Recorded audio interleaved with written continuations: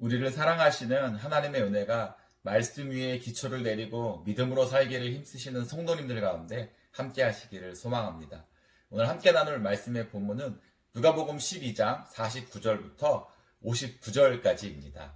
먼저 어제 본문의 말씀을 잠깐 떠올려 보면 예수님은 자신을 믿고 따르는 사람들에게 예수님께서 떠나고 다시 오실 때까지 허리에 띠를 띠고 등불을 켜고 서 있어야 한다고 하셨습니다. 이것은 다시 오실 예수님을 맞이할 준비를 늘 하고 있어야 하는 성도의 태도와 자세에 관한 말씀이었죠. 예수님의 승천과 예수님의 재림 사이의 시간을 살아가는 성도들이 주님의 택하신 백성으로서의 사명과 청지기로서의 역할을 잘 감당할 때 하나님의 복을 누리게 될 것이라고 하셨습니다. 여기서 예수님께서는 복을 받는 것만 말씀하신 것이 아니라 벌을 받을 것에 대해서도 말씀하셨죠. 그래서 주인의 뜻을 알고도 준비하지 않는 자는 벌에 처하게 될 것이라고 경고하셨습니다. 그리고는 이제 오늘 본문의 말씀이 이어지죠. 시작부터 왠지 모를 강력한 말씀을 하셨습니다. 49절인데요. 내가 불을 땅에 던지러 왔노니 이 불이 이미 붙었으면 내가 무엇을 원하리요? 라고 하셨습니다. 예수님께서 이 땅에 오신 목적에 대해서 지금 말씀하신 건데요. 보통 우리가 잘 알고 있는 것과는 뭔가 상반되는 듯한 말씀을 하신 것처럼 보여지기도 합니다. 우리는 보통 예수님께서 이 땅에 오신 목적이 우리를 구원하시기 위함이라고 알고 있습니다. 그래서 교회에서는 어릴 때부터 요한복음 3장 16절의 말씀을 외우도록 가르치죠. 하나님이 세상을 이처럼 사랑하사 독생자를 주셨으니 이는 저를 믿는 자마다 멸망치 않고 영생을 얻게 하려 하심이라. 예수님이 이 땅에 오신 것은 믿는 자들에게 영생을 얻게 하려는 것이라고 하셨습니다. 또 요한복음 10장 10절의 말씀을 보면 도둑이 오는 것은 도둑질하고 죽이고 멸망시키려는 것뿐이요 내가 온 것은 양으로 생명을 얻게 하고 더 풍성히 얻게 하려는 것이라고 하셨습니다. 예수님이 오신 목적이 생명을 풍성히 얻게 하려는 데 있다는 것을 말씀하신 것이죠. 우리에게 너무나 익숙한 말씀들이고 많이 들었던 말씀들입니다. 그런데 본문에서 예수님은 불을 땅에 던지러 오셨다라고 했죠. 뭔가 불하면 강력한 느낌이 듭니다. 그리고 성경에서 불은 여러 가지 의미를 내포하고 있죠. 기본적으로 불은 하나님의 임재를 상징합니다. 모세가 떨기나무에서 하나님을 만났을 때 그때 하나님은 불 가운데서 자신을 계시하셨고 또 말씀하셨지요. 그리고 출애굽한 이스라엘 백성들이 밤에는 불기둥으로 하나님의 인도함을 받았습니다. 그래서 불은 하나님의 임재를 의미하기도 하지만 하나님의 인도하심을 보여주기도 합니다. 불은 또 하나님의 응답을 의미합니다. 엘리야가 700명의 바알과 아세라 선지자들과 싸울 때 하나님은 엘리야 선지자에게 불로써 응답하셨습니다.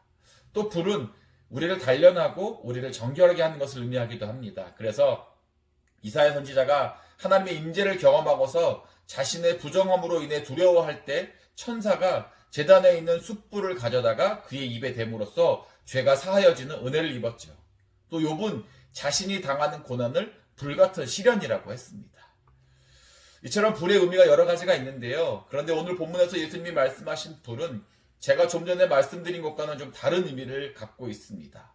예수님께서 말씀하신 불은 심판을 의미하죠. 우리가 잘 아는 소돔과 고모라 성의 이야기를 기억하실 겁니다. 성경은 소돔과 고모라 성 사람들의 죄악이 심히 무거웠다고 기록했습니다. 그래서 하나님은 소돔과 고모라를 심판하셨지요. 이때의 상황을 성경은 이렇게 기록합니다. 창세기 19장 24절 말씀인데요. 여호와께서 하늘 곧 여호와께로부터 유황과 불을 소돔과 고모라에 비같이 내리셨다라고 했습니다. 이처럼 불은 심판을 나타냅니다. 예수님께서 이 땅에 불을 던지러 오셨다는 것은 동전의 양면과도 같은 표현입니다.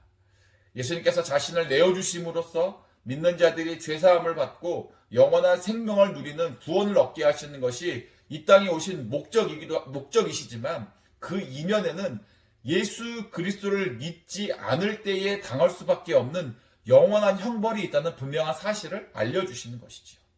그러니까 어찌 보면 지금 예수님의 말씀은 오히려 많은 사람들이 하나님의 구원에 이르기를 촉구하기 위한 사전 경고의 말씀과 같다고 할 수 있을 것 같습니다.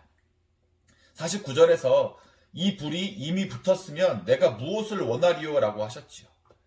불같은 심판이 이미 시작되었다면 바랄 것이 없다라는 그런 의미인 것 같습니다. 하루라도 빨리 사람들에게 심판이 이루어지기를 예수님이 바라고 계신 그런 의미가 아닌 것이죠. 예수님이 가셔야 하는 십자가의 길, 죽음의 길에 대한 예수님의 마음을 지금 보여주는 말씀입니다. 그래서 50절에서 이렇게 말씀하셨죠. 나는 받을 침례가 있으니 그것이 이루어지기까지 나의 답답함이 어떠하겠느냐라고 하셨습니다. 예수님이 받을 침례는 인간의 죄에 대하여 십자가에서 죽으셔야 함을 의미하는 것입니다. 예수님께서는 하나님의 아들이시지만 우리와 같은 육신의 몸을 입고 오셨기 때문에 인성적인 측면에서 우리의 죄를 대신 짊어지시고 죽으셔야만 하는 그 당면한 죽음의 문제 앞에서 고뇌하실 수밖에 없으셨던 겁니다. 그래서 그것이 이루어지기까지 나의 답답함이 어떠하겠느냐라고 하신 것이지요. 이것은 예수님께서 십자가에 달리시기 전에 겟세마네 동산에서 기도할 때도 잘 드러나기도 합니다. 마태복음 26장 38절에서 이렇게 예수님이 기도하셨죠. 내 마음이 매우 고민하여 죽게 되었다라고 하셨습니다. 예수님은 죽을 만큼 고통스러운 고민 속에서도 하나님 아버지의 구원의 계획을 이루시기 위해 십자가의 침례를 받으심으로 죽음을 당하셨습니다. 하나님은 예수 그리스도를 대속 제물로 내어주심으로 말미암아 구원의 길을 열어놓으셨는데 이것을 믿는 자만이 구원을 받을 수 있고 믿지 않는 사람들에게는 심판이 있음을 알려주심으로써 구원을 이루시기 위한 경고의 말씀을 하신 것입니다. 그렇다면 51절과 53절에서 예수님이 화평이 아니라 분쟁을 주러 왔다고 하신 말씀은 무엇을 의미하는 것일까요? 보통 예수님을 평화의 왕이라고 하는데 왜 평화와 정반대의 말씀을 하신 것일까요? 예수님이 이 세상에서 전쟁과 싸움을 조장하고 갈등과 반목을 일으키시려는 의도를 드러내신 것일까요? 아닙니다. 이 세상에서 일어나는 전쟁과 싸움과 갈등의 원인은 대부분 인간의 욕심과 탐심에서 비롯됩니다. 더 많이 소유하려고, 더 많이 차지하려고 하고, 더 높이 올라가려고 하고, 더 뛰어나게 보이고 싶어하는 끝없는 인간의 욕망이 갈등과 분쟁을 일으키는 것이죠. 예수님은 지금 그런 차원의 분쟁을 말씀하는 것이 아닙니다. 죄악이 관영한 세상 가운데 죄인된 인간들을 구원하시기 위해 오신 죄 없으신 예수 그리스도를 말미암아 선포된 구원의 복음, 그 복음으로 인해 생길 수밖에 없는 갈등을 말씀하신 것입니다. 왜 복음이 분쟁하고 갈등하게 만들 수밖에 없을까요? 본질상 우리가 세상 풍조를 따르는 진노의 자녀였기 때문입니다. 우리가 사탄의 권세 아래 있던 존재였기 때문이죠. 복음은 죄의 사슬에 매여 있는 우리를 자유함으로 이끌고 복음은 죽을 수밖에 없는 죄인들에게 영원한 생명을 얻게 하기 때문에 사탄은 자신의 영향 아래 있는 인간들을 빼앗기지 않으려고 발버둥 치는 겁니다. 그러니까 갈등이 생길 수밖에 없고 분쟁이 생길 수밖에 없는 것이죠. 악한 세상에 선이 들어오니까 악이 반발을 하는 겁니다. 여러분, 너도 나도 비리와 부정을 저지르는 곳에 정직한 사람이 일을 하게 되면 부정한 사람들과 정직한 사람이 조화를 이루어서 일을 할 수 있을까요? 그렇지 않습니다. 갈등이 생길 수밖에 없는 것이죠. 가치관이 다른 가족 간에도 갈등이 생기듯이 복음의 능력이 역사하는 곳에 복음의 역사를 방해하려는 악한 세력의 반발에 부딪힐 수밖에 없음을 알려주시는 것입니다. 그것이 가정이라 할지라도 말이죠. 예수님은 이제 자신을 따르는 자들에게 시대를 분간하는 자가 되어야 한다고 하셨습니다. 그러면서 예를 드신 것이 자연현상입니다. 자연현상은 어느 정도의 시간을 두고 관찰하다 보면 경험적인 지식을 갖게 되고 일어날 일을 어느 정도 예측할 수 있습니다. 자신들의 삶에서 이런 자연현상은 분간하면서 메시아로 이 땅에 오신 예수님을 분간하지 못하는 사람들의 영적인 우매함과 영적인 어두움을 안타까움에 질책하시는 것입니다. 세속적인 가치, 보편적인 가치에 매여서 정말 사람들에게 구원을 주고 영원한 생명을 주려고 오신 분이 누구인지 분간하지 못하는 사람들을 향해서 영적인 눈을 떠야 한다고 호소하고 계신 것이죠. 참된 구원, 참된 생명은 오직 예수 그리스도 안에 있음을 기억하시기 바랍니다. 세상의 그 어떤 것도 우리를 하나님의 구원에 이르게 할 수 없습니다.